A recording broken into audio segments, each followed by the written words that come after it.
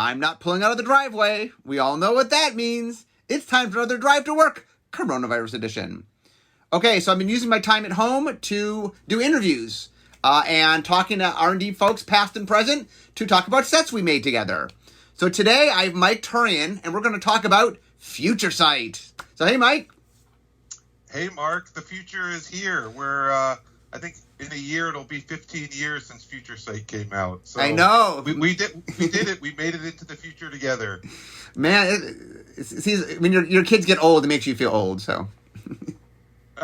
Okay, so just so the audience knows, I was the lead designer for Future Sight. Mike was the lead developer for Future Sight. So we were the two main hands in forming the Future Sight set. So what is your earliest memory of Future Sight? What do you remember? Like when I first told you about it, what is your earliest memory? Well, for me, one of the biggest early memories I had of the set was just, this was my first lead on a set, right? So, I had joined Magic R&D around the time, I think that Saviors of Kamigawa was just being finished up internally when I joined, and then I got to be on the Guild Pack team and a number of other teams, the Cold Snap team. But so for me, Future Sight was both my first lead and then also the set that was about something so fantastically different, right? I remember going after I found out that I was going to be leading Future Sight, and I was super excited, and like watching the Back to the Future series of movies, right? Of because one of the big things was, what does it mean to be doing something in the present that's about the future? And so and I remember us having a lot of conversations in that space too. But those were some of my early memories. I mean, one of the big challenges of Future Sight is, and this came up a lot, is if we make it now, it's the present. The cards exist now. How exactly does it represent the future? And that was very hard for people to wrap their minds around. Yeah, absolutely. And I had been on the Planar Chaos team also. And so I had, as part of that, I sort of got this early take on, okay, what does an alternate present mean? And then thinking about how does that end up impacting the future? So, when you gave me the original file, back in the day when there was design and development, we had a period called Divine, right? And so during that, which of course is the blending of design and development, and just reading through the cards and figuring out which of these cards represent the future, which of the cards are the present, right? Because we had this split of cards that were supposed to be set in Time Spiral Future Sight, and then there was the Future Sight piece of it, right, where, hey, this was the future sheet. And so I remember us going back and forth a lot with conversations about what represented the future and what where to draw that line. Yeah, the thing that I ended up, the thing I really pushed was, to me, the solution to this problem was nostalgia. And what I meant by that was, because we were doing past, present, and future, past, alternate, present, and future. And then in each case, nostalgia really drove what that meant. So for future, what I wanted is, it is things that you kind of knew, but that implied something that you hadn't seen yet. Like, for example, we had a vertical cycle of morph cards that weren't creatures. There was a land and an enchantment and an artifact, right? And so the reason that felt very future to me was, well, you've seen morph before, right? It's something you understand, but you haven't seen non-creature morph. So that felt like, oh, I recognize it, but I know it's not something I've seen, so that made it feel more futurish. One day they'll do that. Right. Yeah, definitely playing on mechanics that were successful mechanics, and then finding twists on them, right? In this morph example, I think Zoetic Cavern, right, was the land. Yeah.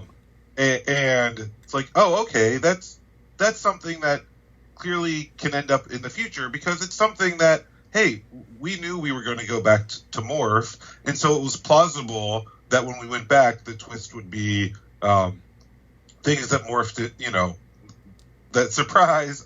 I'm not a creature. I'm a land. And there were other, there are other good examples of this, right? I think there's I think it's Luminescent Angel is the name. I might be getting the name. It's funny. Names always escape you, even on cards you worked on. There's the 3/3 flyer that's an enchantment creature. Right? Yeah, it's called what's it called? Lucent Luminid. Thank you. It's 3/WW for 3/3 flying elemental enchantment creature elemental. Right, and so that's another great example of, hey, this is just combining things that could happen, right? And of course we played that up a lot when we visited Theros, and so those cards were great. And also too, one of the things I loved about those cards is one of the things with Future Sight is there's a lot of mechanics. There's a lot going on, right? And so a lot. a lot. I mean, I don't know if this is entirely precise, but I remember at one point being like, oh, will Future Sight double the number of keyword mechanics in Magic? Right? Like just the Future Sight set. Yeah, the stat we talked about was before Future Sight, it was something like there was like 56 keywords in Magic before Future Sight, and in Future Sight was like 49 keyword mechanics. It didn't quite double, but I mean it was and all of this set had as many mechanics as all of Magic up to this point, almost. Right. Yeah. So clearly there were a lot of mechanics, but being able to tap into some of the known, I think, is one of the things that made Time Spiral just such a fan favorite at the time. Was that, hey, it was calling back to, that tap into nostalgia, right? And then those twists make it a lot of fun. And then from my standpoint, when I was looking to add some simplicity, having cards that you knew that, with these small twists, that was great, right? So at least then, if you were experienced with Magic, you had a good basis of knowledge. So real quickly, you said something that is not 100% true, so I'm going to correct you on the spot here. This was not a popular set overall. It was a popular set among the variant franchise players. I used to joke it was our art house set. Like, it got great reviews, meaning the people that really knew Magic loved it, but the average person, it was just over their head. Sorry. I intended to say popular with the, like you said, that enfranchised audience, right? Not, right. I would, right? Because clearly, if you're new to Magic, right, like nostalgia isn't going to connect with you as much, and a set that has, I think you said 49 keyword mechanics, right? That's just a lot to be walking into. Yeah, I mean, I think what happened was that if you already had a good, like the whole Time Spiral block, if you already had a good base of understanding Magic and its mechanics, it was a real fun riff on what it was. But if you weren't already familiar with them, it was just overload. Like if you already understand Morph, hey, here's the first ever land Morph. That's cool. But if you've never seen Morph before, you know what I'm saying? Like it's, a Morph land and a Morph enchantment and a Morph artifact are all kind of confusing if you haven't already seen Morph. Right.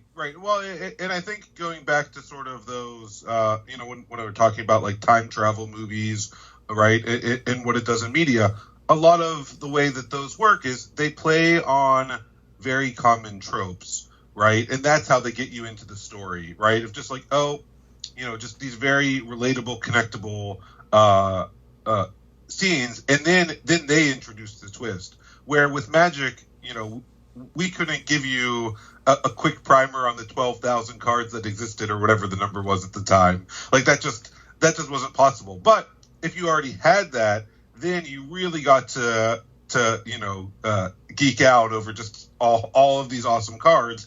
And I think one of the things that was so fun for fans of Future Sight was speculating on, hey, which of these cards actually do reveal the future, right? Which ones are places that Magic really will be going? Well, and I was always so proud about how many whenever that actually came to light. Well, let's talk about that a little bit. The future sifted sheet. So the premise of this sheet, as was pitched, was these are cards from potential Magic futures. We didn't promise all of them were from this timeline, if you will, but these are all things that are from potential futures. And some of the cards was us like doing things we really, really planned to do. Some of it was us doing things we thought we might do, and some of us just messing around. We had no intent of ever doing it, but so what is your memory of making the future shifted sheet? Well, so there were cards like Gold Meadow Lookout, right? That make a it's a 2/2 for 4 mana, and it's a spell shaper. So 1 tap, discard a card, you get a 1/1 white Kitskin soldier that's a tapper, right? And it's a gold metal harrier, which was by the way, a name of a card you've never seen before. Yes, right. It made a gold meadow harrier, but we knew that we were going to Lorwyn, right? And we knew that Kithkin were going to be a thing in Lorwyn, and so it was so like a card like that. There was just this like very direct connection where we actually went and planned out like, oh, this is what's going to happen, right? But then wait, I just want to tell a quick funny story about Gold Metal Lookout. So it's part of a cycle. So there is 5 cards in the set that they're all spell shapers, and you tap and discard a card to make a copy of an existing Magic card. Like the green one made Llanowar Elves, I believe. And what happened was we couldn't find a good one for white. And so we came up with the clever idea of, well, what if this is our throw forward card? What if it made a card from the future? Because we couldn't find a good card from the past that we liked. And this was our creative solution to solving that problem.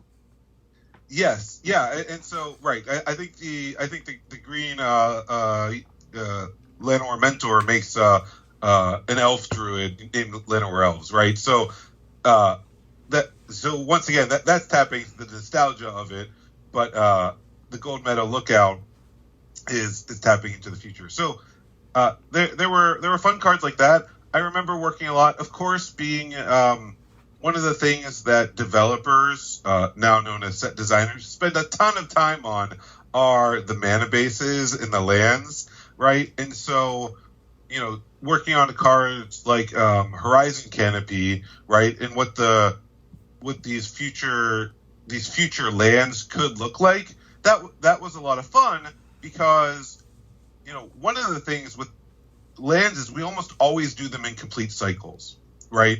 And here, the way we did the complete cycle was we got to customize each land so that it actually kind of worked a little bit better for the colors that it offered. And like, would it actually end up being a complete cycle or not? That I didn't know at the time, right? But what we did get to do is we got to design some awesome dual lands that paid off well. Like, right, for Horizon Canopy, the fact that you're paying a life every time you tap it, clearly that's some downside. But white and green are the colors that gain life the best in Magic. So it's just a land that works a little bit better for. I just want to once again, for people that don't know this, on the bonus sheet, on the future shifter sheet, we made a cycle of lands, so allied color dual lands, but each land was a different land that hinted at a different cycle of lands. So like Horizon Canopy was tap, pay 1 life, add green or white to your mana pool, and then 1 tap, sacrifice Horizon Canopy, draw a card. And the idea was that was the green-white one, but hey, we could one day maybe make that cycle, but right now you're only getting the green-white one. So do you remember, River of Tears, I want to talk about River of Tears for a second, just as a fun story here. So River of Tears is tap, add blue to your mana pool if you played a land this turn, add black to your mana pool instead. I'm sorry, add blue to your mana pool if you played a land this turn, add black instead. So it was either blue or black, depending on whether you played a land. Do you remember what I turned over? Because this isn't the card I originally turned over. I did design River of Tears, but do you remember the original card? I remember liking River. For one, no, it was 15 years ago. I have no memory of the cards. I mean, besides like popular stories like Tarmogoyf, right? Like there's a few cards where it's like, oh yes, this this is specifically how it changed. But no, what did you turn over originally? The original version of the blue-black was it gave you a poison when you tapped it. It was a poison dual land. And so I think there was two. One version was you got poison if you got colored mana, and one version you got poison regardless of what. Like you had no option of a colorless that didn't give you poison. I think we had both versions. The developers did not like poison dual lands just because it required a lot of tracking of poison and wouldn't matter most of the time. Because it was a resource that you could just put in decks that didn't care, and so it wouldn't come up. And so I was asked to redesign it, so I redesigned River of Tears. And I'm very proud of the design of River of Tears, in that it's a really cool blue-black card, and that, like, you have some control of blue or black. It was kind of cool, but it would make a horrible dual land cycle, because it's very complex to track what the hell's going on. Yes, well, and it's funny, so for one, when you mentioned the poison dual land, I do now recall this, and I had the same thoughts in my head before you stated them out loud of, right, between the tracking and the fact that, I mean, one of the things that Magic R&D was very concerned about was, like, making strictly betters, right? And so, like, while that is not strictly better than anything, of course, it certainly is very much in the space of, look, you get to use this 9 times for essentially free, right, in the vast majority of games. It's funny because Grove of the Burn Willows, right, was the one where it actually isn't the best suited to the color pair, right? You get to tap for a colorless, but if you tap for red or green, you give your opponent a life. However, because of Magic cards that came out afterwards, Punishing Fire, it actually became quite a good red-green card, as it let you loop the 2 damage spell by giving your opponent a life. So it's one of those things you never sort of know where these will go. Another one, when we're talking about these cards, Boldware Intimidator, right? It's a 5/5 with Cowards Can't Block Warriors. So that was on the future sheet. And of course there, the fun thing is Cowards as a creature type wasn't... it didn't exist. It didn't exist, right? So that's the... It's so... And I remember, too, that was one when we were talking about it. It was like, it's one of those ones where, like, you and the other designers brainstormed this, like, giant list of, okay, what is this sentence going to say that really captures something? But, so we eventually came up with Cowards Can't Block Warriors, which, of course, is totally beloved. And it was great because then when I was working on Morningtide, I believe it was, right? It had a warrior theme, and so it's like, oh, great! I've thrown forward a card to myself, right? Just totally unintentionally, but it was one of those happy things because I got to lead a number of sets after Future Sight, and anytime I was leading a set, I would always just do this Future Sight passive. Okay, let me go through this list of cards and see, hey, are there any good matches? And Boldware Intimidator came up, and yeah, I mean, it's been awesome since. So Strixhaven had Grinning Ingus, for example, right? Grinning Ingus had been repeated in repeat products, but in a standard set, Grinning Ingus shows up for the first time in Strixhaven. So, right, 15 years later, here's a card off the, here's a Future Shifted card off the Future Shifted sheet. So, it is true. We always look. I know every lead always does that Future Sight passive. Oh, is there a card from the future I could put here?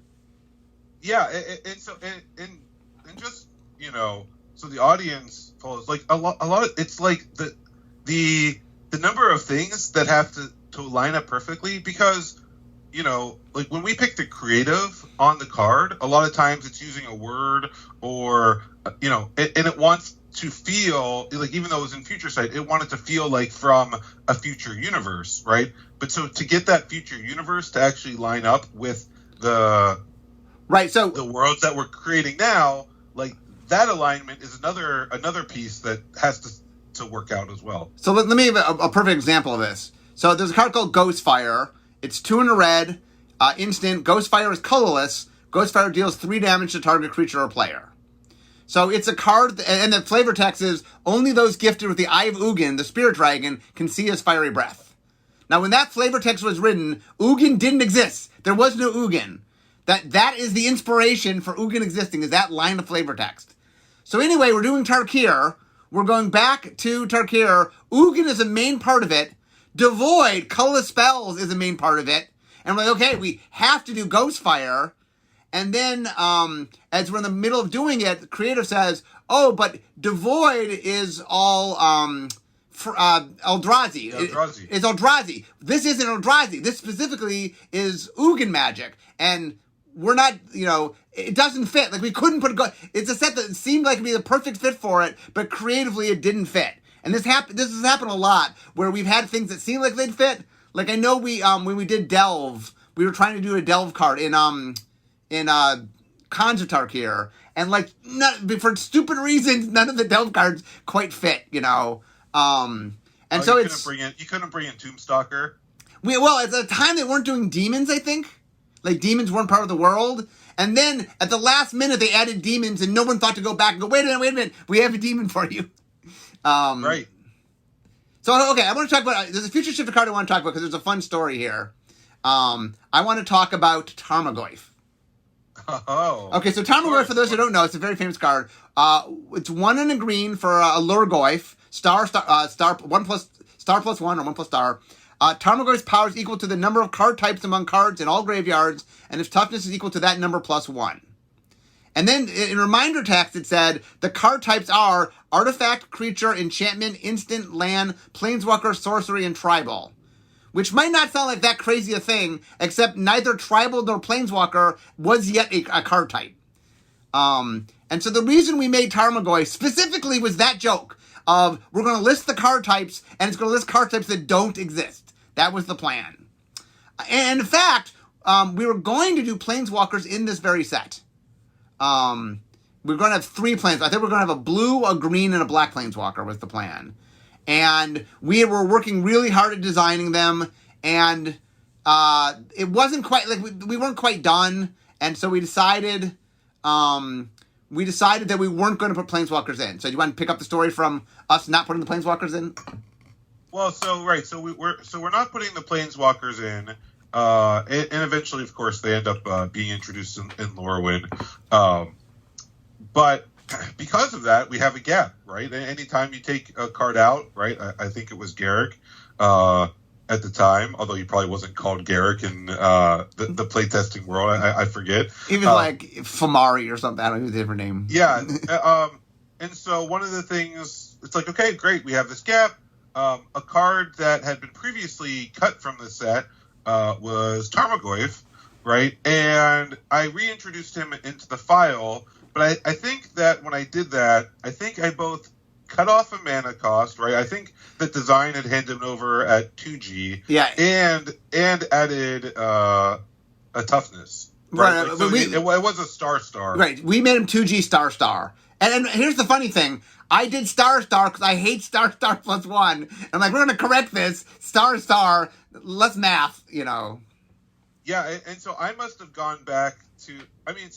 I must have gone back to the original Lurgoyf, right, which was also a star plus 1, and because it's not like I was like reactivating the design record or anything, I was just retyping what was in there, and so while I'm sure I copy pasted the rules text, the power toughness I just went by, and so Tarmogoyf became a star plus 1. Now, we did play Tarmogoyf a lot, and I remember talking about him with a number of the other developers because I knew I was making Tarmogoyf powerful. I didn't realize how powerful, of course, but to me, a couple things I loved about Tarmogoyf was, one, green was always the color that was supposed to have the best creatures, right? And it's just like, hey, it's just a creature on the ground. It's like, yes, he's going to have some good stats on occasion, but I thought that he dies to Swords to Plowshares, Terror, every removal spell. He has no protection from anything. And the second piece of it was I loved the fact that it made you think about how you were building your deck just in a totally new way, right? I know now, probably 15 years, coming up on 15 years later, people are like, well, it's solved, right? But at the time, it was, oh, here's a new puzzle that you just have never thought about in deck building Magic. So because of all those reasons, he got to stay with his that extra toughness that you hate, apparently, and he's become one of the most powerful creatures of all time. Yeah, one of the things that's really interesting looking back at Future Sight is we were making a lot of guesses, not just us, the creative team as well. So here's another. I'll give an example of where we were trying to hint at something and then messed it up by not So the card was, where is it? Sarcomite Mirror. So Sarcomite Mirror, 2 and a blue, 2/1. It's an artifact creature. It's a mirror. And it says 2 Sarcomite Mirror gains flying till end of turn. 2 sacrifice Sarcomite Mirror, draw a card. So we knew when we went to Mirrodin, in the original time we went to Mirrodin, we had planted the seeds for the return to Mirrodin where the Phyrexians attack. We had planned that all ahead of time. And so this card was meant to be a tease of that, right? It was meant to be, it was the creative team. We had never made a colored artifact, but this was the first colored artifact. We had never made a colored artifact before. So the idea was, colored artifacts might be a perfect thing for our return to Mirrodin because we know the Phyrexians will be there. And anyway, so we were setting ourselves up. Then I'm working on Shards of Alara, and I'm in charge of a mini team for Esper, which was the blue, white, black centered shard. And Mark Gottlieb came up with the idea of what if all the creatures in this world were artifact creatures? Which was really, because the whole idea was they kept upgrading themselves. And it was a really cool idea. And it was clean and it was simple, but it required making colored artifacts. And so we did it there. So when we got back to Scars of Mirrodin, we didn't want to repeat that. So Sarcomite Mirror didn't quite work because we'd used that thing that we were teasing before we got there. And so it's very fun when I look back. There's a lot of real honest attempts by both the mechanical side of things and the creative side of things to really, really hint where we were going. We teased Conjure Kier, we teased Theros. Not that they all ended up getting named what we teased, but you could see we're saying one day we'll do a Greek mythology set. One day we'll do, we were teasing things that we thought we were going to do. And I was teasing mechanics I thought someday we were doing. The earliest version of Devotion, which was called, it wasn't called Chroma here, but Chroma was the first version of it. We teased that here. It's very funny looking at Future Sight about how much R&D was really trying to give hints. Now, hidden around all the hints were things that were crazy we weren't planning to do. So the audience didn't know exactly what was real from what was not real, but.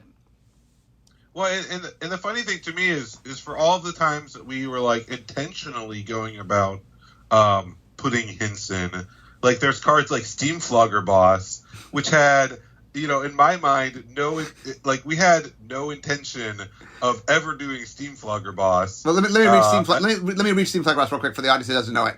3 in a red, 3/3, creature, Goblin Rigger. Rigger didn't exist right at the time. Other Rigger creatures you control get +1/+0 and have haste. If a Rigger you control would assemble a contraption, it assembles 2 contraptions instead. Yeah, and importantly, there also contraptions weren't a thing. Right, it meant nothing. Riggers, there weren't contraptions, right? And so we didn't know what assembling a single contraption meant, let alone 2. Yet when you and so it had no. It wasn't passing it forward to anything intentionally. Yet, you really plugged into that when you did Unstable. Real quickly, there's a funny story here. Do you know what was the impetus that made the audience want us to make contraptions? No, I mean, was it not Steamflogger Boss? No, it was Steamflogger, but Aaron Forsyth had a column at the time, and Aaron admitted in the column that we had no plans to make Steamflogger Boss. It was totally a joke. We're never going to make it. And he threw the gauntlet down, and the public was like, well, if you're never going to make it, then clearly that's what we want you to do.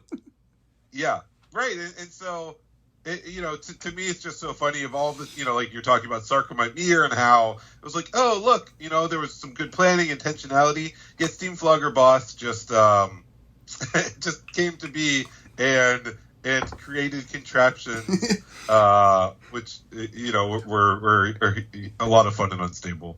By the way, the amount of hours spent of me trying to figure out because I first tried to do it in Blackboard. I tried to make contraptions in Blackboarder, and it ended up being something that was just very hard to do. So the Silver Border gave me some more flexibility to do them, but it was, yeah. I mean, it is really weird to see where Future Sight definitely did a lot of directionality and did a lot of things that we would later pay off. I mean, there's no set with more throw forwards than Future Sight. Yeah, and I know we've been talking a lot about the cards here, but also, we saw there was a new frame design for the Future Sight cards. Not that we've gone back to that design, but and also the full art vanilla creatures, right? There's just been a lot of there's a lot of things that we learned that we then would later tap into as we worked on Magic. I'll admit, I'm shocked we've not done full art creatures like vanilla.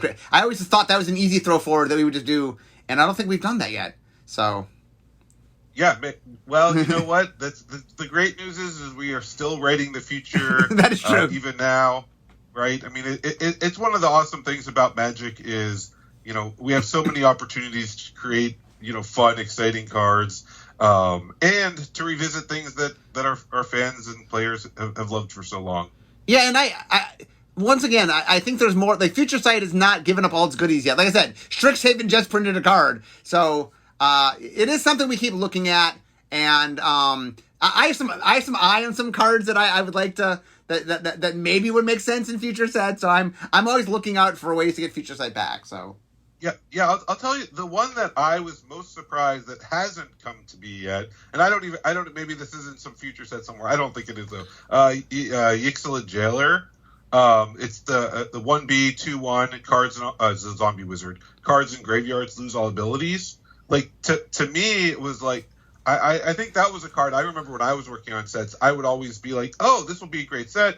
It offers some good graveyard hate, which is something that developers, set designers are always looking for, but the creative there just hasn't matched up, and so I was never successful in getting it. So that's I'll put it down as that's my prediction for. It has been in design files, by the way. Ixalan Jailer has been in design files. It's never made it to print, but it's been in design files. So yeah, absolutely, and I think it's for that same reason of, hey, it's a really good, straightforward card.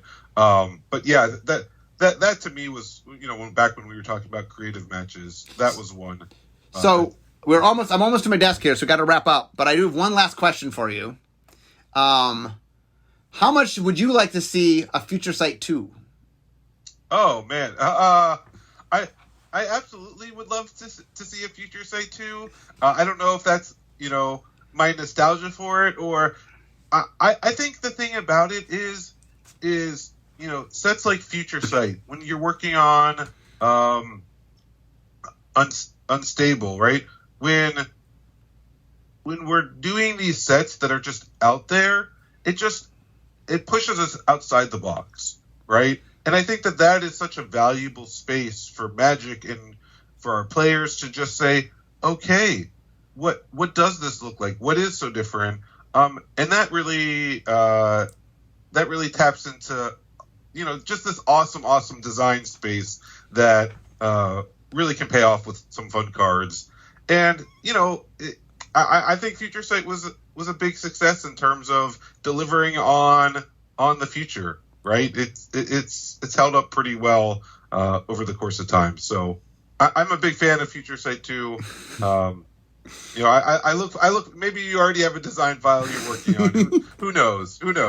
Well, it's funny, when I first pitched Modern Horizons, my pitch was as a Future Sight 2. That was my original pitch for it.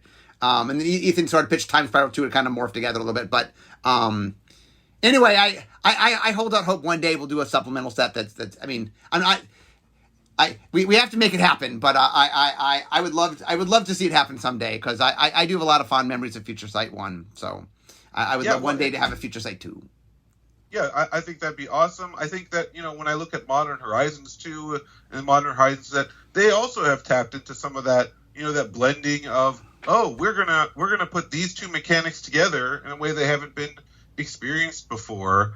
And a lot of times that's just like, mixing peanut butter and chocolate, of like, oh wow, this is delicious, this is amazing. I can't believe they did that. So yeah, I think it'd be a great opportunity. As a sign that you and I barely tapped into Future Sight, like Mix and Match was a whole theme of Future Sight that we didn't even talk about today, which obviously Modern Horizons 2 played into. This is the kind of set that you and I could talk for many, many times, because we really spent a lot of time today on the future shifted stuff. There's a whole other aspects to the set we didn't touch into. So this is a very complex set with a lot going on. Yeah, right. I mean, like, there's the cards like Slaughter Pact that are at the beginning of your next upkeep, pay mana or you lose the game. Right? I remember that cycle. Grandeur. There's lots. Yeah, there's a lot. There's a lot tucked in. There's a lot. Anyway, guys, I can see my desk, so we all know what that means. Means it's the end of my drive to work. So instead of talking magic, it's time for me to be making magic. Thanks, Mike. Thanks for being with us today. Thanks, Mark. I look forward to 15 years when we can talk about Future Sight again. Okay. Thanks, Mike. And all of you, I'll see you next time. Bye-bye.